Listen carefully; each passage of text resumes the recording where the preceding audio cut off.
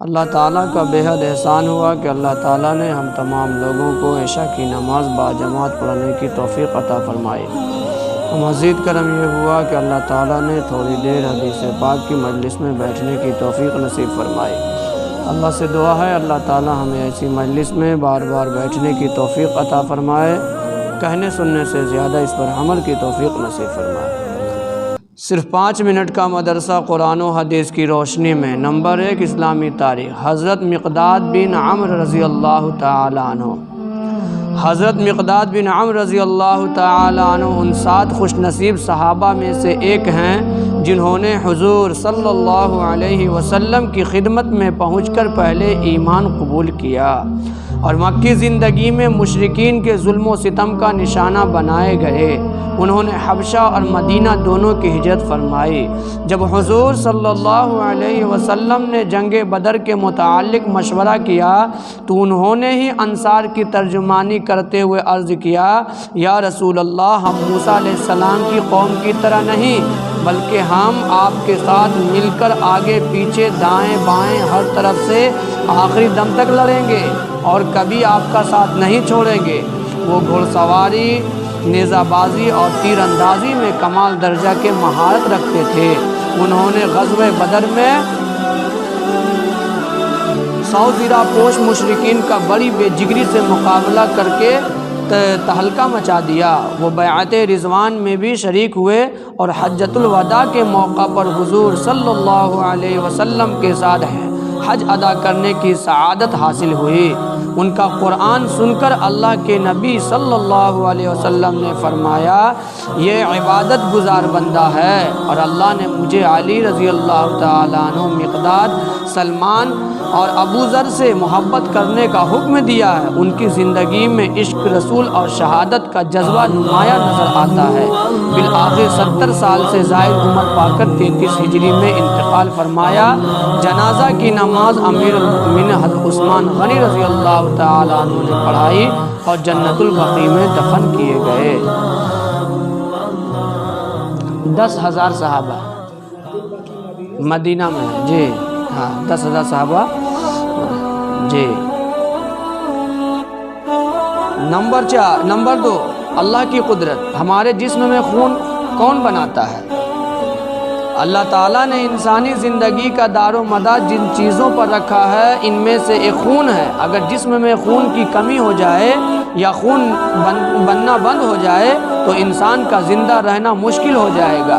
خون کے اندر ایک قسم کی حرارت اور گرمی ہوتی ہے جس سے وہ پورے جسم میں دوڑتا ہے اور ہماری زندگی چلتی رہتی ہے۔ یقیناً یہ اللہ کا بنایا ہوا نظام ہے کہ بے جان چیزوں سے انسان کو حیات بخشنے والا خون بناتا ہے نا، بہت بڑی نعمت ہے خون بھی، جی۔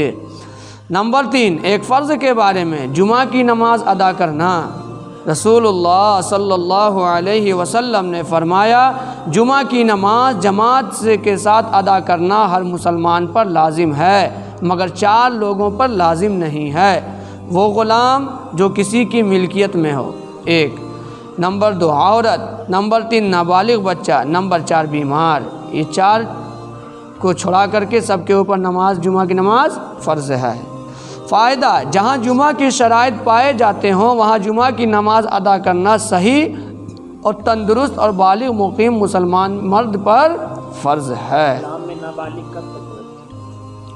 اسلام میں وہی 14 سال سے پہلے ہاں 14، جی۔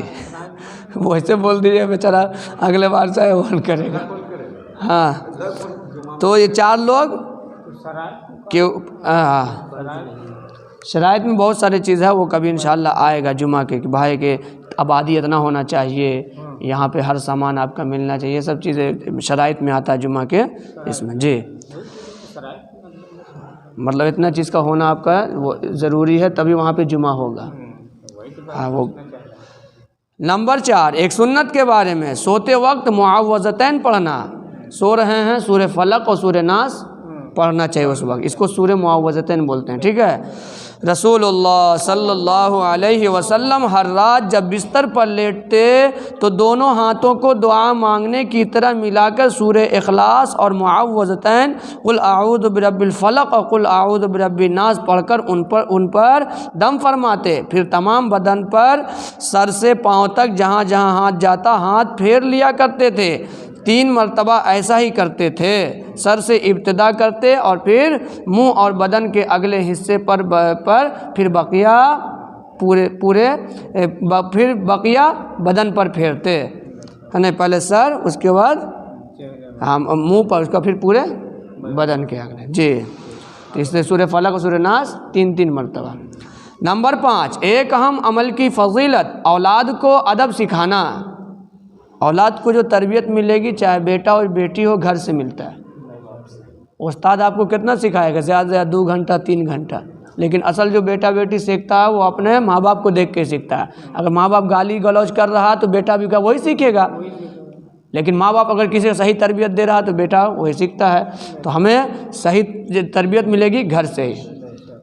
کوئی بگڑتا ہے تو باہر سے نہیں بگڑتا، بلکہ گھر سے۔ تو اپنی اولاد کو ہم اچھی بات ہمیشہ کہتے رہیں گے۔ جی، اسی لیے کیا حکم ہے کہ جب کوئی فقیر آئے یا مانگنے والا آئے تو کسی بچے کے ہاتھ سے دلوانا چاہیے، تاکہ اس کو دینے کی عادت بنے، ہے نا۔ جی، رسول اللہ صلی اللہ علیہ وسلم نے فرمایا، کسی شخص کا اپنی اولاد کو ادب سکھانا 1 سا اناج یعنی تقریباً 3.5 کلو گیہوں صدقہ کرنے سے بہتر ہے۔ سبحان اللہ، ہے نا۔ تربیت اپنے اولاد کو دے رہے ہیں تو گویا کہ آپ کتنا 3.5 کلو گیہوں اللہ کے راستہ میں صدقہ کر رہے ہیں، ہے نا۔ کیوں؟ خالی بس اپنی اولاد کو آپ تربیت سکھانے پہ۔